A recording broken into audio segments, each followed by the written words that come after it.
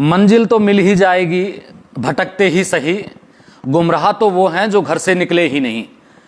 नरेश मीणा मेरे साथ हैं। नरेश भाई, 2 साल का वक्त भी नहीं गुजरा है, तीसरा चुनाव की ताल आपने ठोक दी है। अंता के चुनाव को किस तरीके से देखते हैं? मैं जिस तरह से पिछले समय से सामाजिक क्रांति चाहता हूँ हाड़ौती में, किसान क्रांति चाहता हूँ, किसानों को जगाने का चाहता हूँ। मुझे लगता है कि अब ये जो चुनाव आया, उपचुनाव, ये ईश्वर की कोई कृपा हुई है, बाबा खाटू श्याम की कृपा हो रही है कि बाबा खाटू श्याम भी चाहता है कि नरेश मीणा जिस रास्ते पे निकल रहा है और जो बरसों से हाड़ौती को जो चूस रहे हैं, निचोड़ रहे हैं, बर्बाद कर रहे हैं, लूट रहे हैं, उन लुटेरों से आज़ादी, हाड़ौती की आज़ादी दिलाने के लिए ही शायद मेरे को लगता है ईश्वर ने ये उपचुनाव की में मेरे को उतारा है। वसुंधरा राजे सिंधिया 1989 में ग्वालियर से आकर झालावाड़ बारां में बैठ जाती है, जिसके परिवार के खुद का और खुद के बेटे के अलावा तीसरा वोट नहीं है। ओम बिरला जी बरसों से कोटा में बैठे रहते हैं, शांति धारीवाल जी कोटा में बैठे रहते हैं।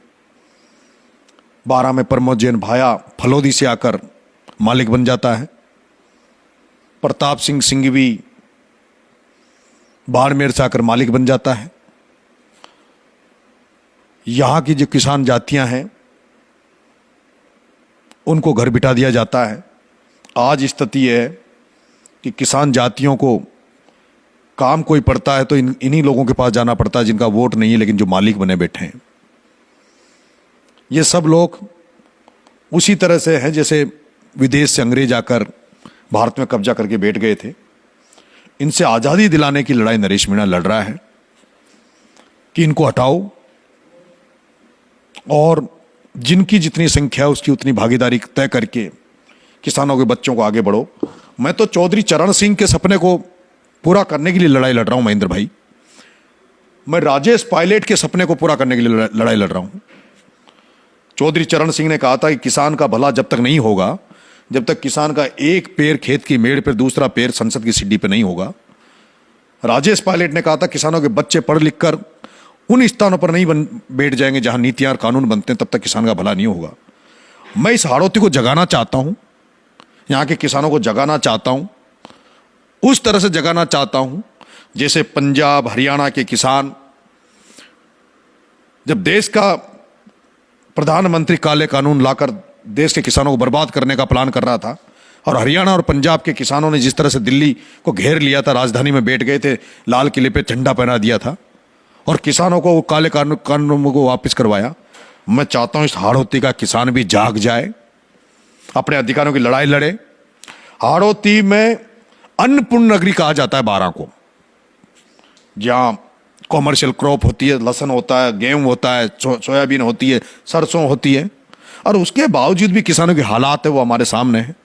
समर्थन मूल्य पे कांटे लगते हैं तो तब लगते हैं जब वो माल बेच चुके होते हैं, व्यापारी उसका फायदा उठाते हैं। यहाँ आज भी बीमा का पैसा, आज पूरी हाड़ौती में सोयाबीन की फसल बर्बाद हो गई, धान की फसल बर्बाद हो गई, एक नेता का यहाँ स्टेटमेंट नहीं आता है। धान से मुझे याद आया कि इटावा में आज ये किसान ने आत्महत्या कर ली क्योंकि उसकी धान की फसल बर्बाद हो गई थी। 25 बीघा जमीन उसने किराए पे ले रखी थी। उसके बेटे ने कहा कि 3 लाख रुपए का कर्जा हो गया, पिताजी इस सदमे को सहन नहीं कर पाए, सरकार ने मुआवजा नहीं दिया, वो किसान चला गया। अब आप मेरे को बता रहे हो अभी, अगर शायद उनके परिजन अगर मेरे को बता देते कब की घटना है मुझे नहीं पता, लेकिन अगर वो मेरे को बुलाते मैं वहां जाता, चाहे चुनाव छोड़ना पड़ता और उसको न्याय दिला के आता। मैं राजनीति इसलिए कर रहा हूं, मैं जगाना चाह रहा हूं इस हाड़ौती को कि जमुआ रामगढ़ में एक लड़का बकरी चराने जाता है, उसको जो फॉरेस्टर वाले मारपीट करते हैं, 3 दिन तक लोग लाश को लेकर बैठे रहते हैं। जब तक मुआवजा नहीं मिलता, सरकार झुकती नहीं, तब तक वहां के लोग लड़ाई लड़ते हैं। मैंने अभी पिपलौदी में कांड हुआ, सरकारी स्कूल में भ्रष्टाचार की भेंट, इसी वसुंधरा राजे के एरिया में भ्रष्टाचार की भेंट पे 7 बच्चे चढ़ गए थे। उनको न्याय दिलाने के लिए मैंने आंदोलन किया, उनको न्याय दिलाया, जनता से न्याय दिलाया और जनता की आंखें खोली। बारां में, अंता में प्रताप सिंह सिंघवी, प्रमोद जैन भाया इतने लंबे समय से बैठे हैं। एक बारां की जनता ये बता दे कि एक बार भी इन्होंने किसी गरीब के लिए, असहाय व्यक्ति को न्याय दिलाने के लिए कहीं धरना दिया हो। आज दिन तक एक बार भी ये बताते कि इन्होंने किसानों के मुद्दे पर कभी कोई जाम किया हो, कभी कोई कलेक्ट्री घेराव किया हो। केवल पार्टियों की नेतागिरी करते हैं, घर में पार्टियों को भी अपने घर में रखते हैं। प्रमोद जैन भाया की तो ये हालात है, जिस तरह से उसने हर वोटर को छला है। अंता का वो हर वोटर जिसने उसको वोट दिया है वो भी कहीं न कहीं उसकी चोरी में, भ्रष्टाचार में लिप्त है। मैं कहूंगा अब कि इसने पूरे देश राजस्थान में आपको बर्बाद कर दिया और आपको बदनाम किया 12 को, कि 12 में जहां ऐसा भ्रष्ट मंत्री आता है जो केवल खाने खाने का काम करता है।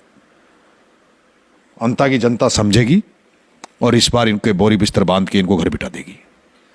नरेश भाई, सामाजिक न्याय की बात करते हो, यही कांग्रेस पार्टी और कांग्रेस के जो नेता हैं राहुल गांधी जी, वो इसी बात को लेकर बात करते हैं। जब आप कांग्रेस से टिकट मांग रहे थे तो फिर कांग्रेस ने टिकट, इस पर कोई बात करने का कोई मतलब नहीं बचा महेंद्र भाई। अब ये जेपी आंदोलन, मेरा तो चुनाव लड़ना भी मेरा एक आंदोलन है। ये जो मैं चुनाव लड़ रहा हूं, मैं चुनाव एमएलए बनने के लिए नहीं लड़ रहा। मैं चुनाव में 1 महीने तक गांव गांव ढाणी ढाणी पहुंचकर लोगों को जगाऊंगा कि तुम अब तक किसको वोट दे रहे हो, मुझे मत दो। अगर तुम्हें लगता है कि नरेश मीणा ठीक नहीं है, नरेश मीणा गुस्सेल है, नरेश मीणा को गुस्सा आता है, ये आता है, मुझे गुस्सा क्यों आता है महेंद्र भाई? मुझे इनके हालातों को देख कर गुस्सा आता है। गुस्सा आता है कि जब ये जो लोग इनका शोषण कर रहे हैं, इनको मार रहे हैं, उनके खिलाफ गुस्सा नहीं करेगा तो कौन करेगा? मैं अंता की जनता से कहूंगा, इसी रूप में चुनाव लड़ूंगा। मुझे मत दो वोट, किसी और को दे देना, लेकिन भाया को मत देना। भाया को वोट दोगे इसका मतलब तुम भी उसके भ्रष्टाचार में लिप्त हो, तुम भी उसके कुकर्मों में, जिसमें 28 मुकदमे जनता को लूटने के लग गए, जिसने गौशाला को खा गया, जिसने चरागा जमीनों को खा गया, उस भाया को वोट देने का मतलब है तुम भी उस चोर को मजबूत कर रहे हो। एक और कैंडिडेट आएगा बीजेपी से, हो सकता कोई किसान का बेटा है, मैं पसंद नहीं आऊं तो उसको दे देना, लेकिन इस चोर को मत देना जिसने तुम्हें बदनाम कर दिया। भरत सिंह कुंदनपुर जैसा ईमानदार व्यक्ति बेचारा चिल्ला चिल्ला के कह कह के स्वर्ग सिधार गए। मैं कहना चाहूंगा महेंद्र भाई कि जो लोग हजारों की संख्या में उनके जो अंतिम क्रियाक्रम में गए, जो नारे लगा रहे थे जब तक सूरज चांद रहेगा भरत सिंह तेरा नाम रहेगा, उन सारे भरत सिंह को फॉलो करने वाले, भरत सिंह को मानने वाले लोगों से आग्रह करूंगा कि भरत सिंह जिस चोर के खिलाफ लड़ते लड़ते मर गए, जिस प्रमोद जैन भाया के भ्रष्टाचार को उजागर करते करते मर गए, जिनकी इच्छा थी, ख्वाब था कि मैं इस प्रमोद जैन भाया चोर को राजनीति से दूर करूं, और इसीलिए वो नरेश मीणा को इतना पसंद करते थे कि नरेश मीणा इन चोर भ्रष्टाचारियों से खिलाफ लड़ रहा है, जो कोई नहीं लड़ सकता, वो नरेश लड़ रहा है, इसलिए मेरे को आशीर्वाद दे रहे थे। मैं उनके हर कार्यकर्ता को, हर समर्थक को जो भरत सिंह जी को सच्ची श्रद्धांजलि देना चाहते हैं, उनसे आह्वान करता हूं आपके चैनल के माध्यम से कि वो तमाम लोग 12 की धरती पर, अंता की धरती पर आ जाएं और इस प्रमोद जैन भाया के खिलाफ मोर्चा खोलें। नरेश, जब आपने घोषणा की, नरेश जब आप कांग्रेस पार्टी ने प्रमोद जैन भाया को टिकट दिया और आपने निर्दलीय चुनाव लड़ने की घोषणा की, उसके बाद में कांग्रेस के बहुत सारे समर्थकों ने, बहुत सारे पदाधिकारियों ने इस्तीफे दिए। एक धाकड़ समाज का लड़के ने ऐलान कर दिया कि नरेश मीणा जब 14 तारीख को अपने नामांकन के लिए जाएंगे तो मैं उनका खून से तिलक करूंगा। मैं महेंद्र भाई राजस्थान विश्वविद्यालय की जब राजनीति कर रहा था, छात्र राजनीति, नरेश मीणा की देन है कि जिस राजस्थान विश्वविद्यालय में कभी कोई यादव अध्यक्ष नहीं बना था, मेरे जाने के बाद 2 यादव अध्यक्ष बने। जिस राजस्थान विश्वविद्यालय में कोई लड़की अध्यक्ष नहीं बनी थी, मेरे जाने के बाद में जाटों की लड़की प्रभात चौधरी और एक दलित समाज की लड़की पूजा वर्मा अध्यक्ष बनी। दलित कभी विश्वविद्यालय में सोचता नहीं था चुनाव लड़ने की, उसमें विनोद जाखड़ मेरी वजह से अध्यक्ष बना। आदिवासी समाज के बने, आभा गुजर, नेहा गुजर, गुजर समाज की 2 लड़कियां उपाध्यक्ष बनी, एक महासचिव बना। वो सामाजिक क्रांति मैंने विश्वविद्यालय में लाया। मैं ये हाड़ौती में भी चाह रहा हूं कि धाकड़ समाज को प्रतिनिधित्व मिले जितनी उनकी संख्या है। कितनी संख्या सबकी, कितनी कितनी संख्या? 17 एमएलए हैं हाड़ौती में, जिनमें से केवल एक नागर एमएलए है, हीरालाल नागर। धाकड़ एक एमएलए है जिनकी 3.5 लाख 4 लाख की संख्या है। मैं चाहता हूं आज 3 एमएलए कम से कम धाकड़ों के होने चाहिए थे। यहां का सांसद धाकड़ बनता था छत्रपति नागर, उसको हटाकर ये वसुंधरा कुंडली बनाकर बैठ गई। लोकसभा का सांसद यहां का धाकड़, झालावाड़ 12 का सांसद धाकड़ होना चाहिए। माली, ये अंता की जो सीट है, माली बाहुल्य, माली एमएलए होना चाहिए।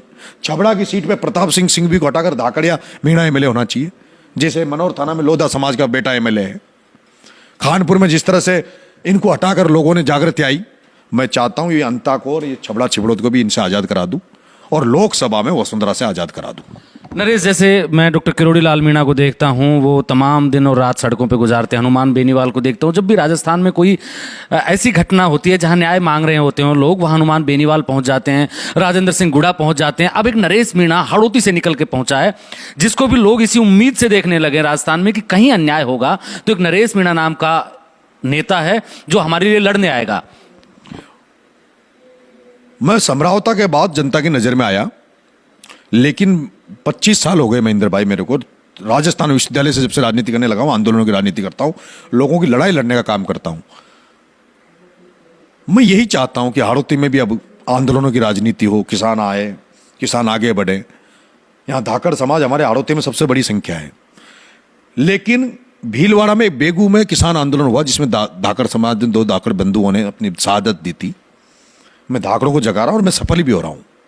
अभी जो पिछले दौरान मैंने जो आंदोलन किए, यहाँ एक धाकड़ समाज का बेटा पप्पू धाकड़ टिकट मांगता है, इतनी सी गलती वो करता है जिस पर उसके हाथ पांव को तोड़कर प्रताप सिंह सिंघवी के गुंडे उसको बिस्तर पे डाल देते हैं सुपारी लेकर। अब क्रांति आई, लेकिन मेरे साथ अभी मैंने अनशन किया तो एक नरेश धाकड़ है खानपुर के, वो मेरे अनशन में कंधे से कंधा मिला के रहे। बहुत बड़ी संख्या में धाकड़ समाज मेरे साथ खड़ा हो गया। जिस तरह से अब क्रांति आ रही है, लोग जाग रहे हैं, और मुझे लगता है कि अब ज़्यादा समय नहीं लगेगा जब मैं इनको, ये जो धन्ना सेठ व्यापारीकरण की जो राजनीति करते हैं, इन सारे सेठों को और वसुंधरा राजे को साथ में, इन चारों सेठों के साथ वसुंधरा जी को भी यहाँ से विदा करने वाले हैं। बहुत सारे लोगों के आने की उम्मीद है आपके चुनाव में। कई लोग कह रहे थे कि 3000 लोग पर डे नए आएंगे और चले जाएंगे आपकी मदद करने के लिए, क्योंकि विरोधियों के नाम तो आपने गिनवा दिया। आपकी मदद कौन लोग करेंगे? मेरी राजेंद्र जी गुडा साहब, अतुल जी प्रधान सपा के विधायक, आरएलडी के विधायक, पूर्व विधायक अवाना साहब, भाई साहब हनुमान बेनीवाल जी से भी मेरी रात को बात हुई, इनका फोन आया। बहुत सारे लोग, बहुत बड़ी संख्या में लोग आएंगे, मदद करेंगे। बहुत सारे लोग आएंगे जो नरेश मीणा की मदद करेंगे, बहुत सारे लोग ऐसे भी रहेंगे जो इनके विरोध में रहेंगे।